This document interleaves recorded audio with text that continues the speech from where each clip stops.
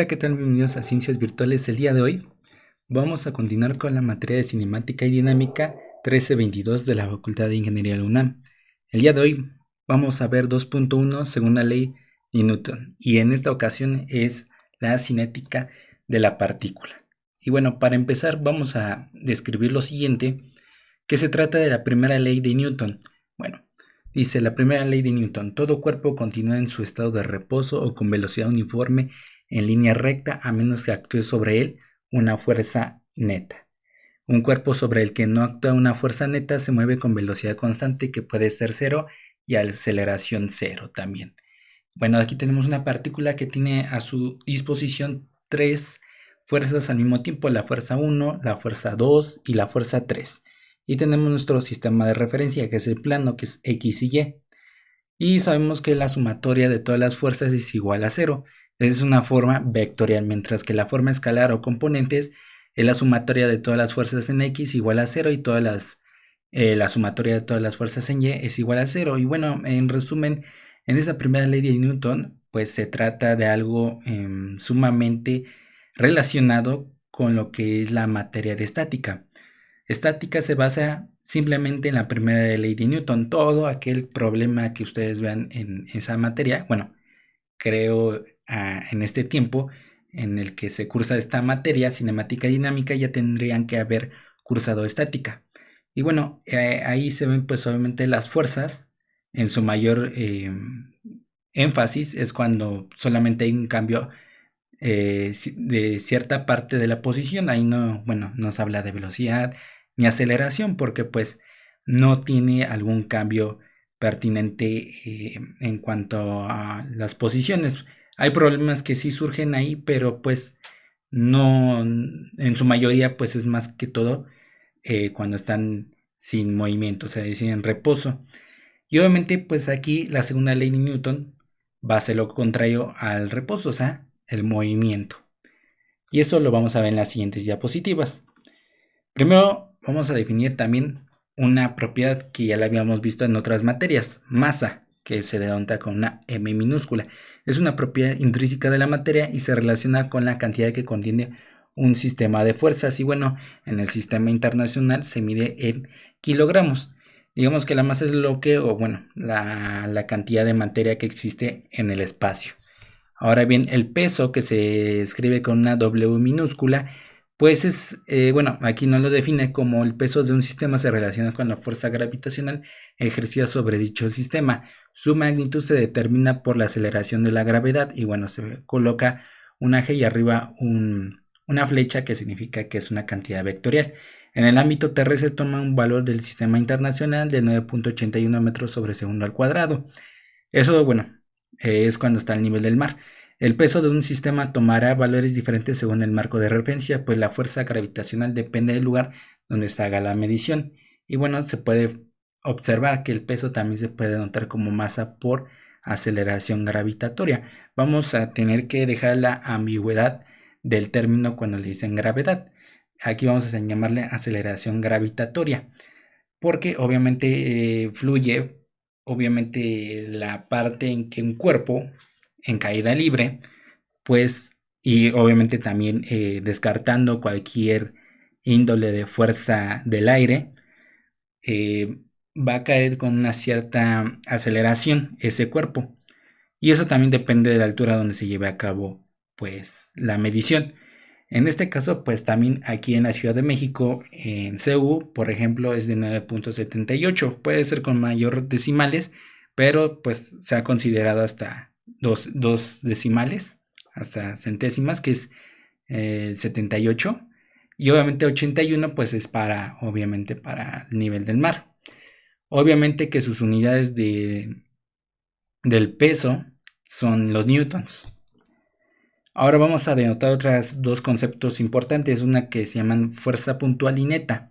La fuerza neta es aquella que no se encuentra en equilibrio en un sistema de fuerzas, mientras una fuerza puntual es la fuerza enfocada en una partícula como estudio. Y bueno, ustedes cuando vean en alguna, bueno, la mayoría de la literatura siempre ponen neta, ¿no? Esta neta significa que no está en equilibrio, es decir, está de más o de menos, o sea, no es igual. Eso obviamente pues se rige bajo la ecuación que habíamos visto en la diapositiva anterior, que la sumatoria de todas las fuerzas es igual a cero.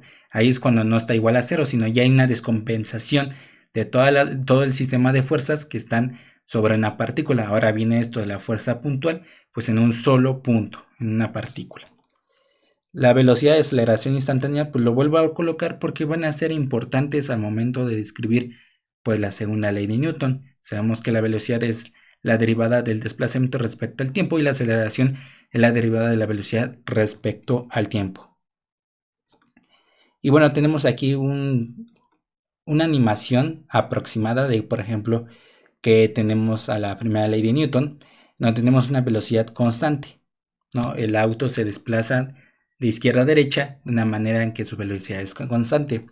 Sin embargo, bueno, aquí otra vez se repite, dice un automóvil con velocidad constante respeta la primera ley de Newton. Ahora tenemos esa segunda animación. Pues bueno, aquí tenemos el auto que tiene una aceleración, va a llevar una cierta aceleración, una cierta velocidad, y al mismo tiempo le están ejerciendo una fuerza. Esta puede ser pues a partir de su motor, ¿no? Esta ejerce obviamente con procesos muy complejos, no difíciles, sino complejos para pues aquí evaluarlo y pues explicarlo, pero a grandes rasgos pues es una fuerza que se ejerce desde atrás hacia adelante del auto, el cual pues va a hacer que desplace de izquierda a derecha, pero obviamente porque ya se le implicó una fuerza.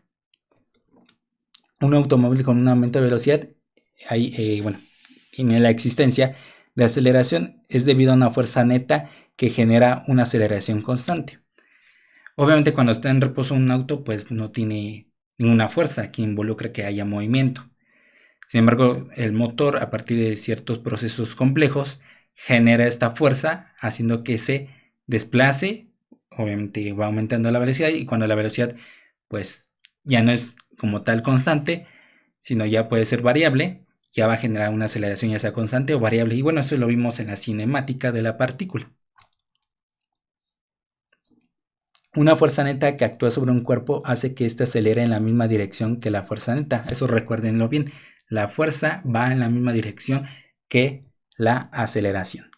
Bajo las experiencias visuales y estudios cuidadosos, se muestra que para un cuerpo dado la magnitud de la aceleración es directamente proporcional a la magnitud de la fuerza neta que actúa sobre él. Y bueno, lo podemos denotar así en primera instancia, que la sumatoria de todas las fuerzas del sistema, es decir, en este caso nos va a dar un escalar, porque lo estamos haciendo con un valor absoluto, es directamente proporcional a la aceleración.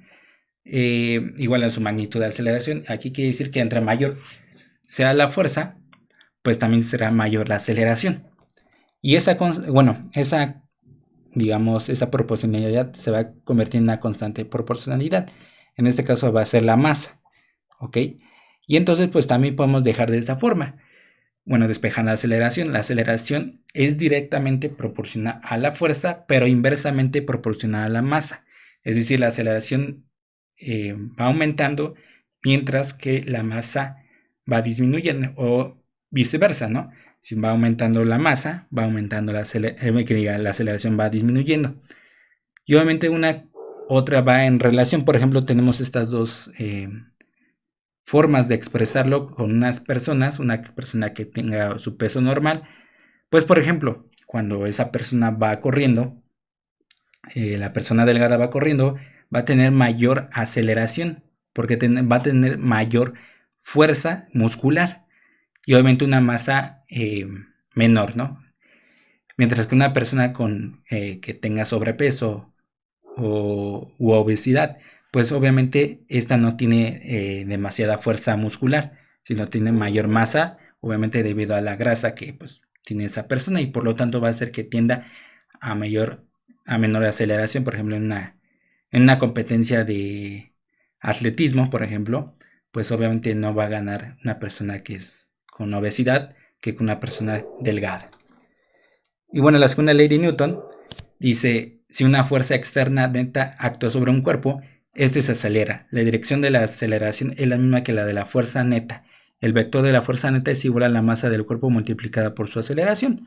Y bueno, es una forma de describir porque, bueno, muchos autores, profesores o incluso quien sea, el enunciado tanto de la primera, segunda y la tercera ley de Newton, pues lo pueden escribir como ustedes deseen. Es una forma general de describirlo, hasta el mismo autor o colaborador que hizo esto, en este caso Isaac Newton, pues lo puso con unas palabras a su modo, y obviamente ustedes lo pueden cambiar o a ver la forma en ustedes que lo entiendan. Entonces aquí nos dice que la sumatoria de todas las fuerzas es igual a la masa por la aceleración, por el vector de aceleración. Esa es la forma vectorial, mientras que la forma escalar o de componentes, bueno, es la sumatoria de todas las fuerzas en X igual a la masa por la aceleración en X. Y también la sumatoria de todas las fuerzas en Y es igual a la masa por la aceleración en Y, y esa es la forma pues escalar o de componentes. Sin embargo, pues obviamente también existe la sumatoria de todas las fuerzas en Z igual a la masa de la aceleración por la aceleración en Z. Eso también lo podríamos ver en el espacio, pero ahorita vamos a ver problemas más relacionados en el plano. Y bueno, para seguir aquí en esta entonación, por ejemplo, en una partícula, ya habíamos visto, pues obviamente tomando en cuenta que la masa es constante, pues aquí que la fuerza 1 tiene una cierta aceleración en X y van en la misma dirección. Eso ya está descrito, ya está propuesto, ya es algo verdadero. Y obviamente la fuerza 2 está en la misma dirección que la aceleración Y en este caso, tomando en cuenta un sistema de referencia de esta forma, de X y Y. Y obviamente también debemos de hacer otro énfasis que va a surgir como consecuencia de la segunda ley de Newton, que es la tercera ley de Newton. Bueno, en primer lugar, para antes de describir bien a la tercera ley de Newton, dice, por ejemplo, en un auto donde está pavimentado, es una superficie como una fuerza opuesta al peso. De esta forma, como se ve acá abajo. Y vamos a ver que esta flecha en rojo es la primera fuerza, que es igual al peso, y la segunda fuerza, que es la normal. A eso le vamos a decir que es la fuerza opuesta al peso. Obviamente, si no tuviéramos, bueno, pues la superficie, pues iría hacia el centro de la Tierra, y por lo tanto, pues no habría pues existencia incluso de la vida, porque obviamente todo debe estar colocado bajo una fuerza. En este caso, pues es la superficie.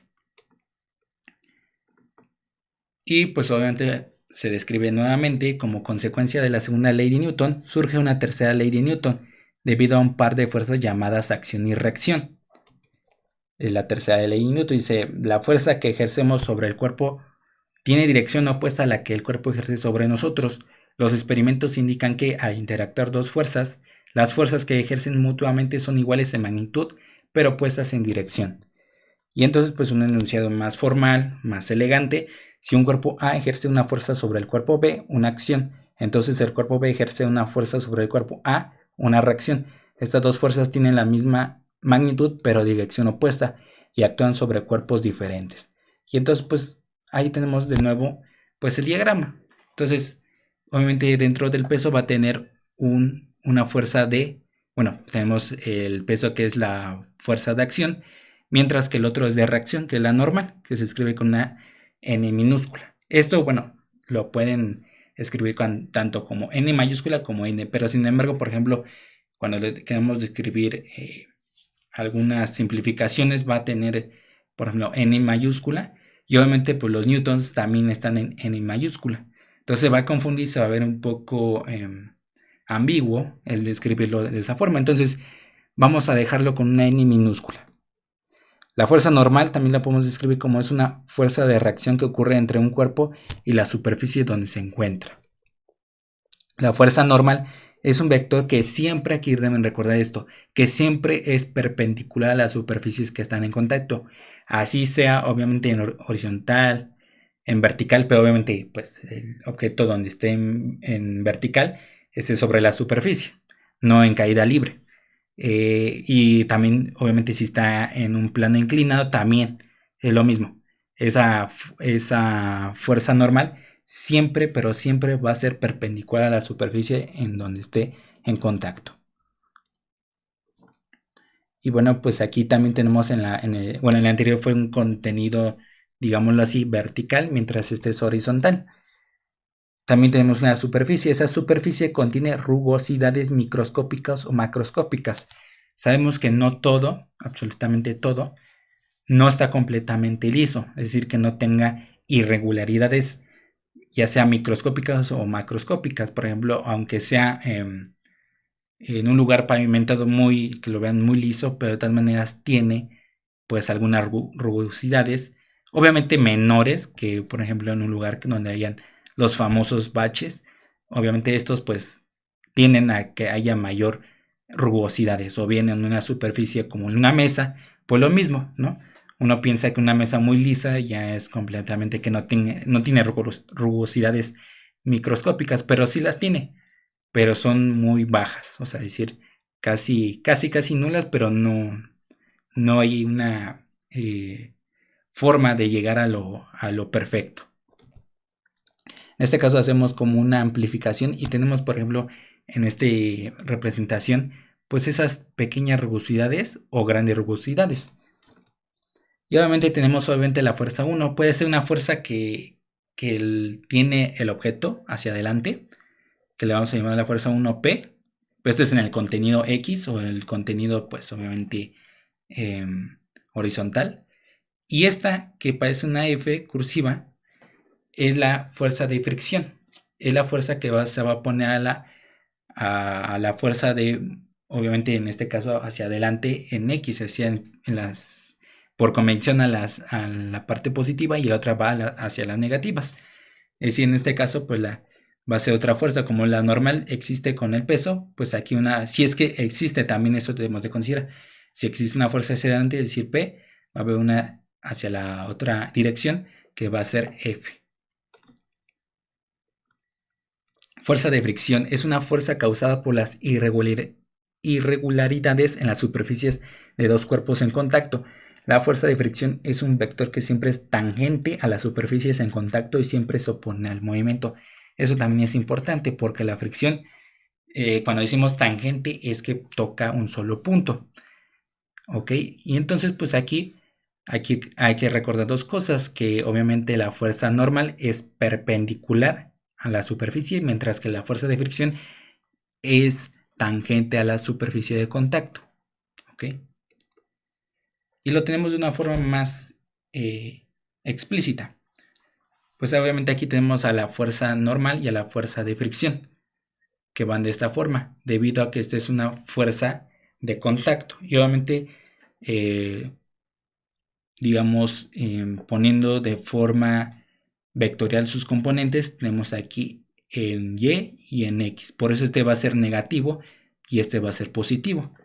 Debido a, pues obviamente, una forma más, bueno, esto ya es de un poco más intuitivo al cálculo vectorial, que obviamente tendríamos que describir todas esas direcciones de los vectores, que se llaman fuerzas de contacto. Pero pues por ahora no vamos a describirlo en este pequeño, en este tema, porque pues obviamente tendríamos que llevar más tiempo para describir todas esas fuerzas de contacto, pero lo vamos a generalizar como solamente una absoluta. Y también la fricción se va a dividir en dos partes, en cinética y estática. En primer lugar, pues tenemos, aparte de eso, a través de los experimentos controlados y experiencias científicas se ha notado que la fricción cinética es directamente proporcional a la fuerza normal. Mientras una aumenta, la otra igual aumenta. Entonces se deduce que, la fricción cinética es directamente proporcional a la fuerza normal.